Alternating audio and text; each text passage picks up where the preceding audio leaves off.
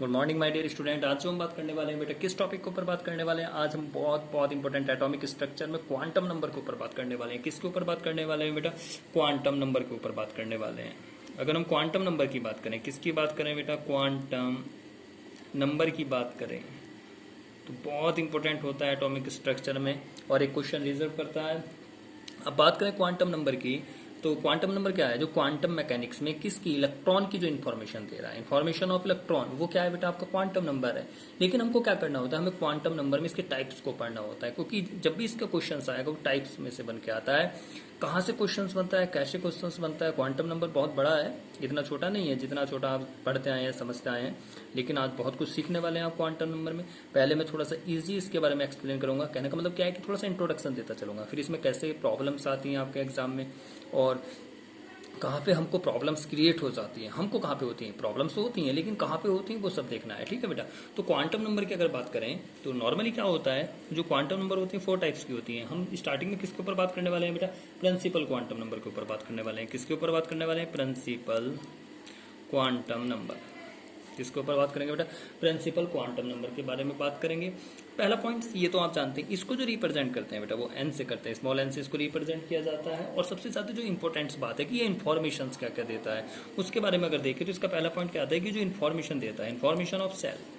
किसके बारे में इन्फॉर्मेशन देता है? Information of cell. Second information बहुत ज्यादा इंपॉर्टेंट होती है। क्या होता है बेटा?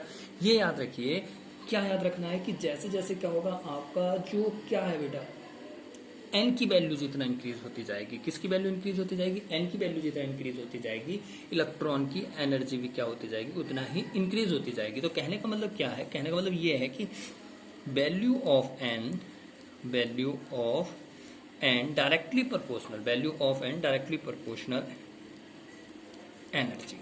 क्या है? Value of n is directly proportional किसके है?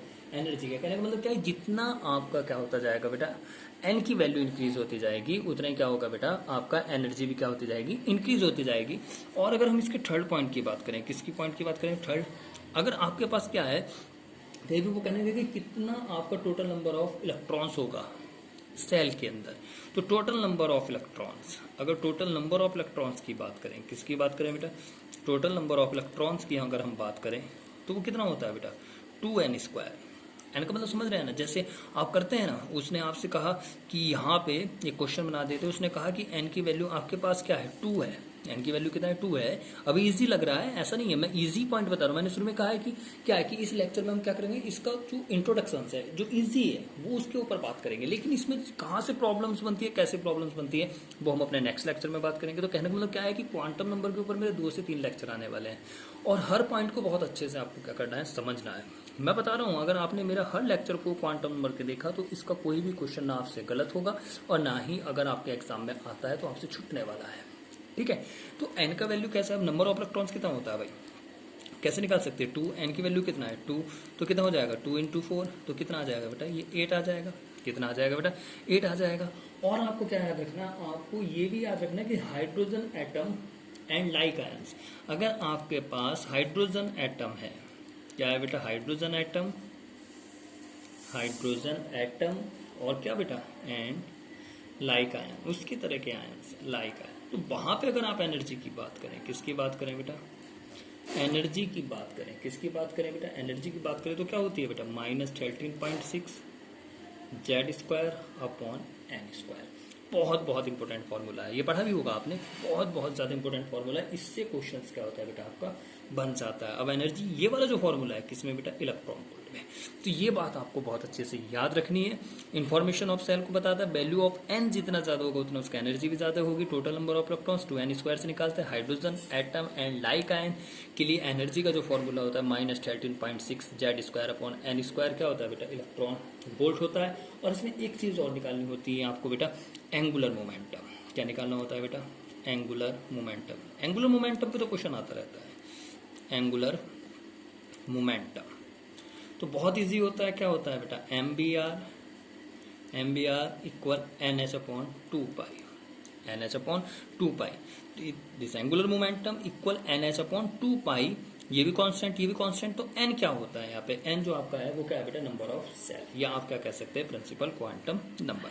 तो n क्या है यहाँ पे? Principal quantum number, principal quantum number, principal quantum number.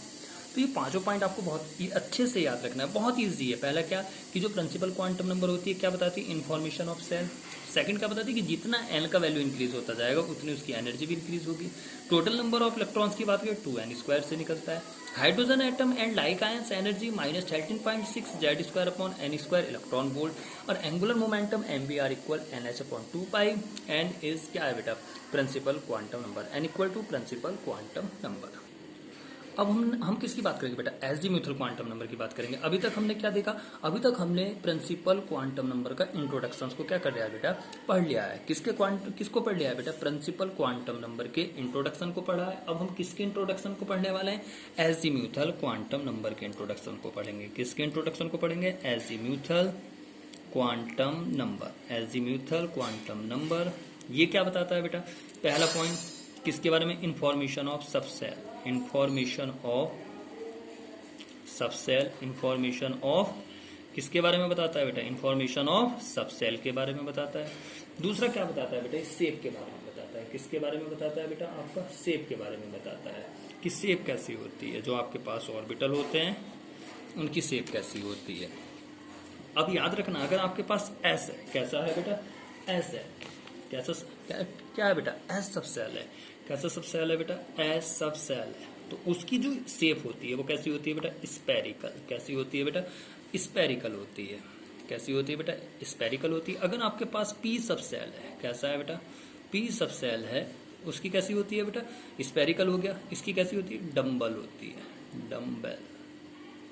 और पी के बाद डी होता है, डी सबसेल है आपके पास, तो डी सबसेल की कैसी होती है भाई?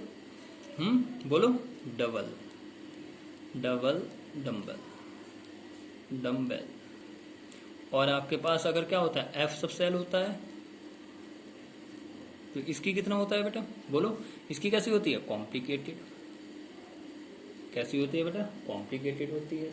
और अगर हम जी सबसेल की बात करें तो इसकी कैसी हो जाती है बेटा? जी की, बोलो बेटा, जी की कैसी होती है? Highly complicated. कैसी होती है बेटा? Highly complicated, highly complicated. तो अगर आप सबसेल की बात करें और उसकी शेप की बात करें तो शेप कैसा होता है? एस सबसेल का कैसा होता है? स्पेरिकल। पी सबसेल की डम्बल, डी सबसेल की डबल डम्बल, एफ सबसेल की कॉम्प्लिकेटेड, जी सबसेल की हाईली कॉम्प्लिकेटेड। और इनमें अगर इलेक्ट्रॉन की बात करें तो एस में कितने आते हैं बेटा? 2, इसमें 6, 4 जोड़ते चले जाइए। इसमें 10, इसमें 14, इसमें 18। तो कितने इलेक्ट्रॉन्स को ऐड करना चलता है? सिर्फ 4 इलेक्ट्रॉन को आप क्या करते चले जाइए? ऐड करते चले जाइए। तो क्या कंडीशन हो जाएगी बेटा? ये आपकी क्या की शेप आ गई। अब थर्ड इन्फॉर्मेशन इसमें जो सबसे ज्यादा इंपॉर्टेंट है, ये सबसे ज्यादा इंपॉर्टेंट है। जब इंपॉर्टेंट है तो मैं इसको क्या कर देता हूँ बेटा? हैश का साइन दे देता हूँ। अब इसमें क्या करना होता है? यहाँ पे आपको एक नई चीज सीखनी होती है। वो नई चीज क्या सीखनी होती है? ऑर्बिटल एंगुलर मोमेंटम निकालना। क्या निकालना बेटा? ऑर्बिटल एंगुलर मोमेंटम निकालना। ऑर्बिटल एंगुलर मोमेंटम निकालना। अब इसको हम कैसे निकालते हैं? अगर हम इसके ऑर्बिटल एंगुलर मोमेंटम निकालने की बात करें तो बहुत इजी होता है बेटा। इसका एक फॉर्मूला होता है जो आपको अप्लाई करना होता है। L+1 ये अंडर रूट में होता है और ये बाहर होता है h/2π, h/2π। अब तुमको याद क्या रखना है? मान लीजिए उसने कहा है कि आप s के लिए निकालिए। किसके लिए निकालिए? s ऑर्बिट के लिए निकालिए। तो s ऑर्बिट के लिए अब आपको किसकी जरूरत है? l की वैल्यू की जरूरत होगी। तो यहां पे एक छोटा सा मैं बॉक्स बना देता हूं, उस बॉक्स को आपको याद रखना है। क्या याद रखना है? मान लीजिए s orbit, p orbit, d orbit, f orbit है और आपको यहाँ पे l की वैल्यू याद रखनी है कि s ऑर्बिट के लिए l की वैल्यू क्या होती है। तो l की वैल्यू s के लिए 0, ये 1, ये 2, ये 3। s के लिए 0 होती है, p के लिए 1, d के लिए 2, f के लिए 3 होता है। अब आप s के लिए निकाल रहे हैं। जब s के लिए निकाल रहे हैं तो l की वैल्यू s के लिए कितनी होती है भाई? 0 होती है। तो जब आप इसको यहाँ पे अप्लाई करेंगे तो 0, 0+1 इंटू h/2π।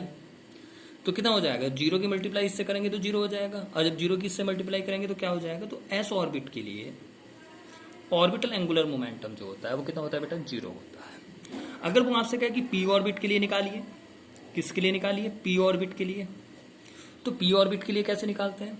अब आपको पता है कि p के लिए एस की वैल्यू सॉरी पी के लिए एल की वैल्यू कितना होती है 1 होती है। तो पी के लिए जब एल की वैल्यू 1 है तो आप यहाँ पे रखेंगे इसको, और जब आप इसको इस फॉर्मूले में रखेंगे, जो फॉर्मूला आपके पास है, कौन सा फॉर्मूला है, ये वाला है, तो जैसे इस फॉर्मूले में आप रखेंगे तो क्या हो जाएगा 1 प्लस 1 इंटू एच अपॉन 2 पाई। तो ये कितना हो गया 1 तो यहाँ पे क्या आंसर आ जाएगा √2 एच अपॉन 2 पाई।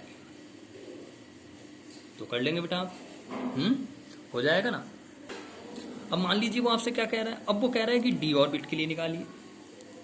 तो डी ऑर्बिट के लिए एंगुलर मोमेंटम क्या हो जाएगा, अगर हम बात करें तो अब डी के लिए एल की वैल्यू कितना होती है बेटा 2 होती है। कितनी होती है 2, तो आप इसे फॉर्मूले में रखेंगे अपने। यहाँ पे क्या हो जाएगा बोलो, यहाँ पे 2 प्लस 1 और यहाँ पे क्या हो जाएगा एच अपॉन 2 पाई। तो यहाँ पे कितना आ जाएगा बोलो बेटा 3 की जब 2 से करेंगे √6 एच अपॉन 2 पाई। आगे भी कर सकते हैं आप इसको डिसोसिएट करके √2 इंटू √3 में ऊपर नीचे मल्टीप्लाई कर देंगे, तो ये आगे भी हो सकता है सॉल्व। कैसे सॉल्व हो जाएगा देख लेते हैं। अब इसे आप कैसे लिख सकते हैं √2 √3 एच अपॉन 2 पाई। अगर इसे आप ऊपर नीचे √2 से मल्टीप्लाई कर दें तो यहाँ पे √2 क्या हो जाएगा बेटा 2 √3 एच अपॉन √2 2 पाई। 2 से 2 कट जाएगा, तो यहाँ पे क्या आ जाएगा ये √3/2 एच अपॉन 2 पाई। तो ये हो जाएगा। तो इसी तरह से आप क्या कर सकते हैं बेटा एफ ऑर्बिट का कर सकते हैं। अगर आप एफ ऑर्बिट का करेंगे तो ये आपको खुद करना है। कैसे करना है वो मैं बता देता हूँ। जब मैं बता देता हूँ तो कर तो लोगे ना। तो एल की वैल्यू इसमें कितना रखेंगे 3। अब जैसे ही आप यहाँ पे 3 रखेंगे तो क्या कंडीशन होगी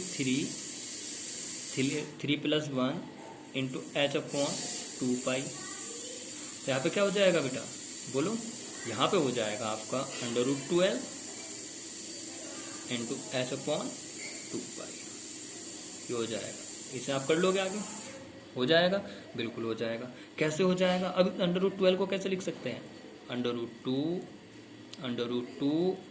√3। अब यहाँ पे क्या होगा बेटा आपका बोलो एच अपॉन 2 पाई।